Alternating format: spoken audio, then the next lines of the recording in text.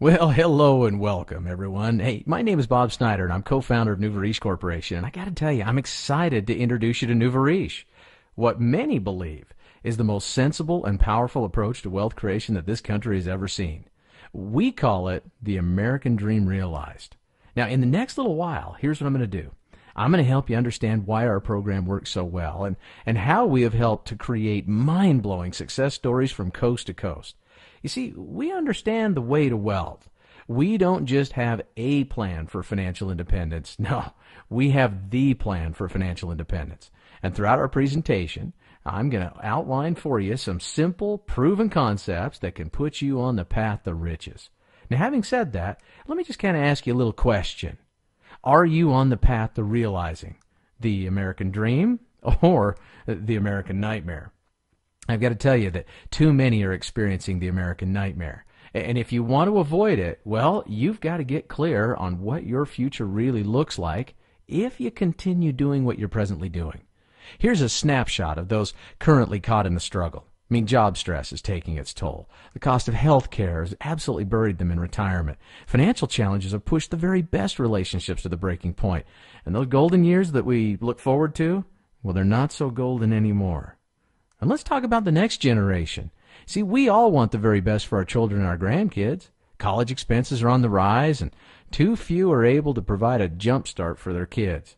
Now, not because they don't want to, simply because they can't afford to. Here's further evidence of the financial epidemic that is absolutely plaguing the majority of the folks in our country. Well, this chart represents the personal savings of U.S. citizens over the last 17 years. Now, let's begin our discussion with the year 1980.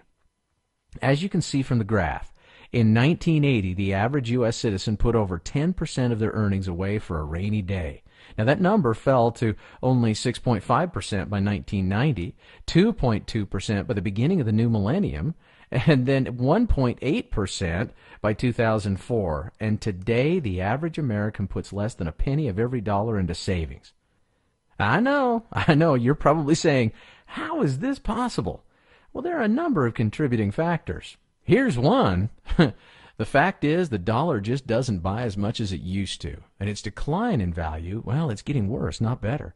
Experts agree that as the government prints more money and assumes more debt, well, this trend's going to continue, and we'll all need to make a whole lot more money just to stay even. That's one of the reasons why America is absolutely drowning in debt. Newsweek pointed out that not since the Great Depression has America been so broke. And if you're one of the masses, living the American nightmare, retiring is going to present a hurdle you may not be able to clear. This chart does a nice job of identifying just how much money you need to have saved before you can say goodbye to the daily grind.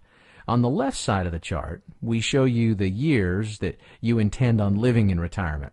To the right of those years, well, are columns representing the amount of money that is needed to retire. And at the top of each column is the desired income that corresponds with those totals. For illustrative purposes, we've highlighted the 20-year section.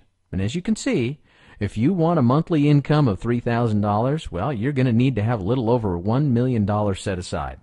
Now, if you want to enjoy $10,000 a month in income, you're going to need $3.4 million. And if your appetite for success is in the $20,000 a month range, guess what? You're going to need almost $7 million in the bank. Now, think about it. Think about it. Will what you're presently doing allow you to achieve this kind of income? If so, hey, maybe you're on the right track. If not, you have got to find something else to do for a living. Either way, you're going to want to pay attention to what I have to share. So here's another question for you. If you could, would you choose the path to the American dream? Let me ask you that question again. If you could, would you choose the path to the American dream? Then let's take a look at some of the benefits of making that choice. See, when living the American dream, every financial decision is made with a different perspective. I mean, even the purchase of an automobile migrates from just needing transportation to acquiring something that makes a statement. Living the American dream also blesses the lives of those that we care about most, our children and our grandchildren. But now, let's not get ahead of ourselves. Let's not get ahead of ourselves and forget that if we don't secure our financial future, then we're going to become a burden on someone else who is forced to pay our bill. One of the very best things that we can do for the next generation is to retire wealthy. Living the American dream means that we have enough money to live in our dream home, to travel to dream destinations, to continue to build our wealth and create a lasting legacy for future generations. I mean, every kid's fantasy is to one day live the American dream. And I believe that with few exceptions, we are all born equal with the opportunity to become unequal. Wealth is not determined by person, upbringing, race, or religion.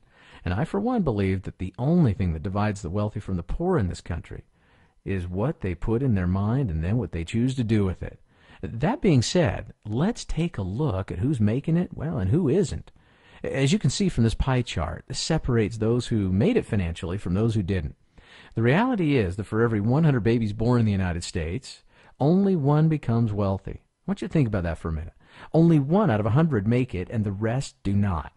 95% of the population of the U.S., well, they're dead, disabled, or broke by the age of 65. And of the 4% that do achieve what the government calls financial independence, they only average about $4,000 a month. Statistically speaking, we can see that most folks in this country are living in a financial nightmare, which is why I've chosen to identify on our next slide the common path for the 99% who are not living the American dream. See, the common path for the 99% begins with working for someone else. They're employees, and they're the self-employed.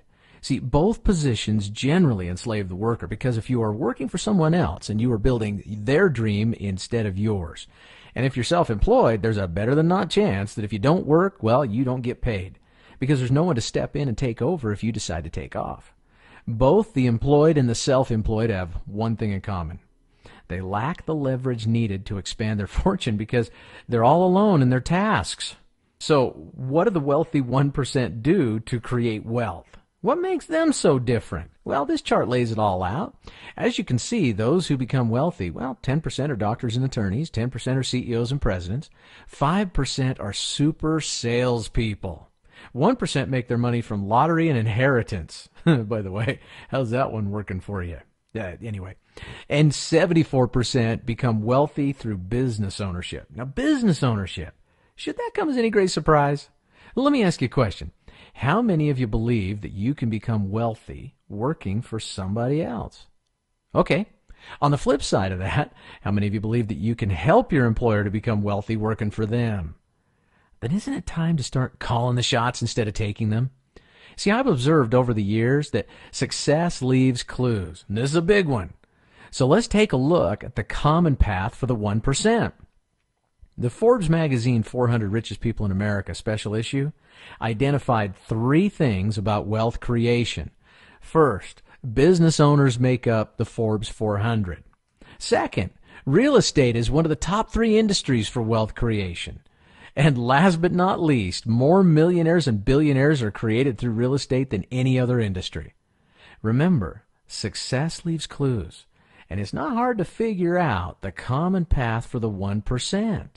The majority of the wealthy of this country made their money as business owners, and as real estate investors. So, what's the solution? Hey, listen, it's really simple. Do what the wealthy do. Do what the wealthy do. The wealthy make money 2 ways. First, by starting and building your own business. Business ownership allows you to earn massive income, which of course then allows you to invest in real estate so that you can earn passive income. The wealthy do both. They make their money from business ownership, and with the money that they make from their business, they secure their passive income through real estate investing. Massive income and passive income. Again, the wealthy do both.